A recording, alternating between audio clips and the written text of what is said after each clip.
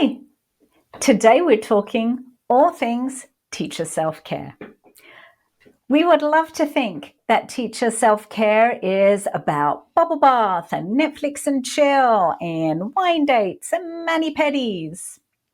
But moving beyond that, true teacher self-care, helping yourself stay balanced, and making sure that teaching is sustainable and avoiding burnout comes down to setting boundaries, having balance, intentionally doing less. We can't do it all. And proactively protecting your peace. So I'm going to tell you 5 easy self-care wins that you can work on. And we're going to get right to it. But first, if you don't know me, my name is Grace Stevens. I am an educator, an author, and a transformational coach. And I help teachers like you have a more positive teaching experience. And if you haven't taken it yet, why not take the quiz? Boundaries and Balance. It's a free quiz to see where you might have some blind spots in teaching around those areas, and how that can immediately impact your school life balance. All right, so let's get to it. Let's look at 5 quick wins that you can have, which will really be true teacher self-care. So the first one is to help with deregulating our nervous system. And the secret sauce to this strategy is it's going to be as good for your students as it is for you. And when you implement it, the students are going to think you're implementing it for them. But the truth is, sometimes we're doing it for us. And that is brain breaks. Now, don't roll your eyes. Just some simple brain breaks depending on the age of your students. Now, first off, you're going to say everybody knows that. There's a difference between common knowledge and common practice, because even if you know all the fantastic science behind brain breaks and how they're really effective for student learning, are you doing them consistently? Now, we all know that teaching is it's just like an assault on our nervous system, right? It's, you know, that meme that teachers make more than 1,500 decisions a day, more than neurosurgeons, right? But we hear our name called constantly. You're constantly juggling a lot of things. Decompress the nervous system. So here's a couple of really easy brain breaks. Only take a minute. The first, and I love, it can be for any age. You're going to call it different things. If they're littles, you're going to call it starfish breathing. You know, if they're a little older, you can call it take 5. Here it is. Here's your hand. Here's your finger. You are going to trace, the magic comes if you close your eyes and feel it tickle. You're going to trace slowly, and you're going to inhale on the way up. Exhale on the way down. Inhale. Exhale.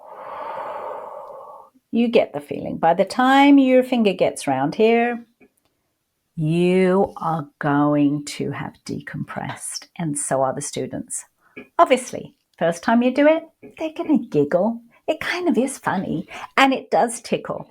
But I'm telling you, if you make it a practice to do it, every time there is some kind of big transition, I'm big on NLP, neuro-linguistic programming, and it can act as a pattern interrupt.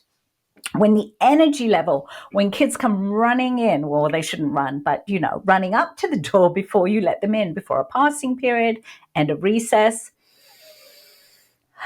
you tell students, let's settle our energy and take 5.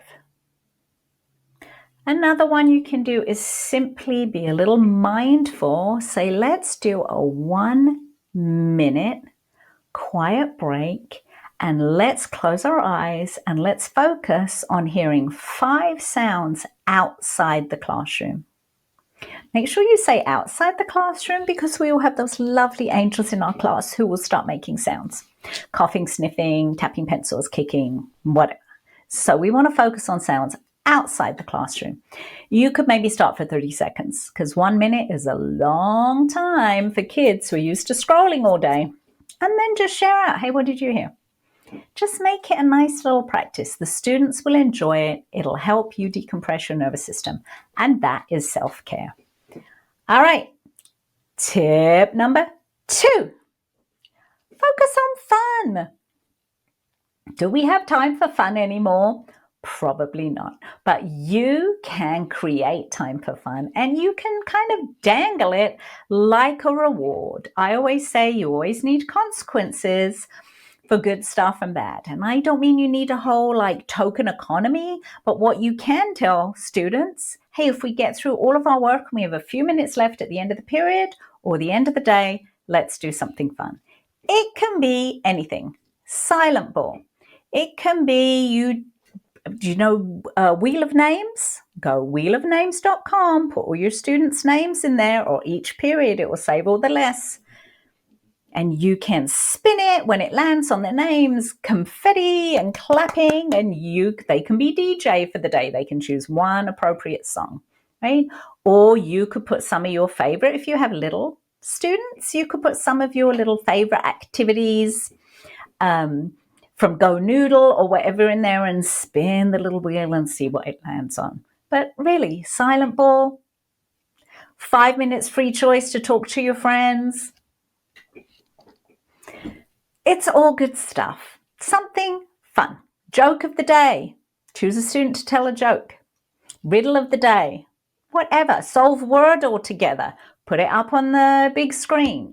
Something that's fun that students can earn as a reward, something for you to look forward to. Listen, when I taught first, second, third, and even fourth grade, their favorite reward at the end of the day was a glitter shower. I would take them outside. I would have a handful of glitter. You can get this size at Walmart for hardly anything. And just blow the glitter on them or sprinkle it on them. Make sure you do it outside. Otherwise, you're going to alienate yourself away from the custodian. All right, so far we're going to decompress our nervous system. Easy. Focus on a little fun. Easy. Self-care tip number 3 for teachers. There is a life outside of your classroom. See if you can go outside. Bonus if you can do it with the students. Take their books outside and read for a few minutes. Or they can take their chairs out and you can read to them. But if those things aren't possible or preferable, depending on your student population, make sure you get outside during the day at some point. Everybody legally should have a lunch break. Try not to consume it all with making copies, answering phone calls, getting caught up on emails. Like take a walk around the outside of the campus, something. Try and get some vitamin D, some fresh air. If the weather's horrible, go in your car, listen to some music. Just do something that is outside of the classroom because the world is bigger than your classroom and you need a little perspective and a little break, and these things are all very helpful with self-care. All right, that's 3. Number 4, let's hack science. I know some of you will say that's woo-woo, because I'm going to talk about gratitude. Like, I'm burnt out. I can't gratitude my way out of this. It'll help. I promise. Not only am I promising, there is so much Harvard research on how being grateful and looking at things from the lens of gratitude help you. Now, there is research that says it's actually impossible to be depressed and grateful at the same time. But we can't be grateful all day, and we shouldn't feel down on ourselves for feeling depressed. But thinking of something that we're grateful for can certainly just make a little 1% improvement in our mood. That's all we need. Incrementally, a 1% in self-care, and the trajectory of our day is different. So think of things for which you are grateful. I like to wake up with gratitude and go to sleep thinking of gratitude. Kind of like bookend my day. But during the day, research says that the best intervention for gratitude is actually sharing it with somebody. Find somebody who you appreciate and tell them that. And it doesn't take very long at all. Think of how many emails you get a day, maybe from your district office or some other person on campus that you don't interact with daily, who works really hard for kids, bus drivers, custodians, lunch ladies, yard supervisors, counselors, psychologists, so many people who interact with our student, our babies every day. Just take 10 seconds to say, thank you. I appreciate you. You make a difference to children. You make a difference to children. That's all anybody wants to hear. It takes such a short amount of time and it makes you feel good. It makes them feel good. So think if you can find some ways to incorporate some gratitude into your day. All right, so that was 4 quick wins. None of these took very much time, did they? None of them cost any money. And here you go. Now this is the work of a lifetime. So I'm not going to pretend this is a quick fix, but let's start practicing it today. So I'm going to tell you something you already know. There's no way you can do everything that is required of you as a teacher. There is no way. And so instead of being at school way too many hours till your family's frustrated at you and you're frustrated and overwhelmed because not everything is getting done, don't take the list and decide how long it's going to take to do. Flip it. Decide how much time you are willing to donate for free to the school system, because that's what we do when we stay past our contract hours. And on average, teachers do that 15 to 20 hours a week. Yes, I've done the math. That's 13 and a half weeks a year that teachers donate to the school system. So that's a topic for a different video. But for now, decide at the beginning of the week and look at other areas of your life. You're not just a teacher. You're a mom or a dad. You're a child of somebody, you're a sibling, you're a friend, you belong in different groups and committees, and you should be exercising to take care of yourself and other things that take time. So look at your personal commitments for the week. Decide how many hours you are going to work during the week. And then from there, you decide what you're going to do on that to-do list. And so what you might need to do is make a not to-do list. Be intentional about the things you're not going to do. Now, you and I both know the things we're going to do are always going to focus around student success, student outcomes, right? It's some of the busy work, some of the mandated reporting that nobody looks at, just all those things. You know the things I'm talking about. Maybe you don't put 1 million grades in the grade book.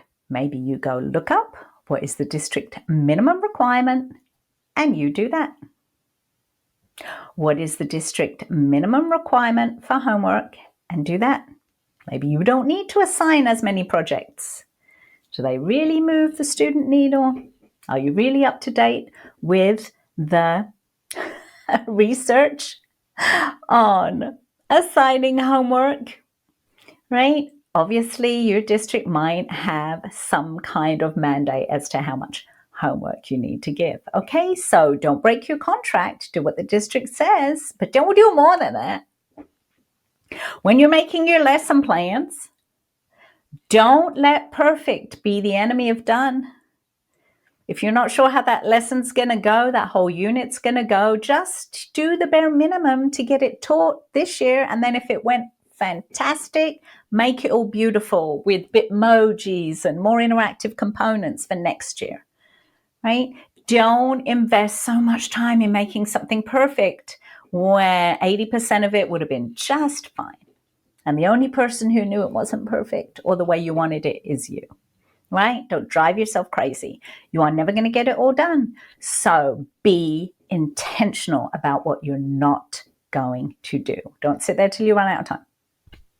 You will run out of time every day because there is always going to be more than you can do. And I'm going to let you into a secret. If you let it be known that you manage your workflow without too much stress and it always all gets done, you're just going to get more responsibilities and work.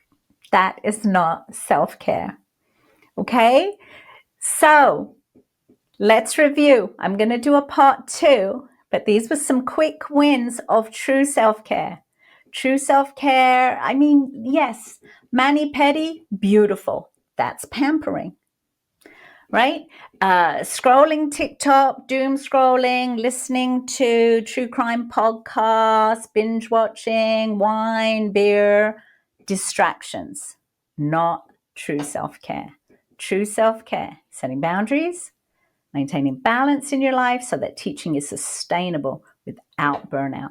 And the 5 things, they were quick wins. 1, brain breaks. Stop that assault to your nervous system. 2, focus on some fun. 5 minutes of fun at the end of the day. 3, get out the room, right? Vitamin D or hide in the car, listen to some music, whatever. 4, gratitude. Thank somebody on campus or off, meaningfully and authentically. And that will be awesome for them as well as you. And 5, be intentional about doing less. Have a not to-do list. Okay, I hope you got something from this. I have lots of resources. Go to my website, happy-classrooms.com, books, freebies, but really take the quiz. I'm sure the link is down below somewhere. And if you like this content, like, subscribe, leave a comment, do something that will help other people find this content because teachers need it. We need great teachers. I know you're a great teacher or you wouldn't be watching this, and I don't want teachers to burn out. I was in the classroom for 20 years. I always said I would be there for 20, and for the most part, it was magical. And my passion is helping other teachers have a sustainable, pleasant, wonderful teaching experience. So until next time, I'm Grace. Be good to yourself and make your own sunshine.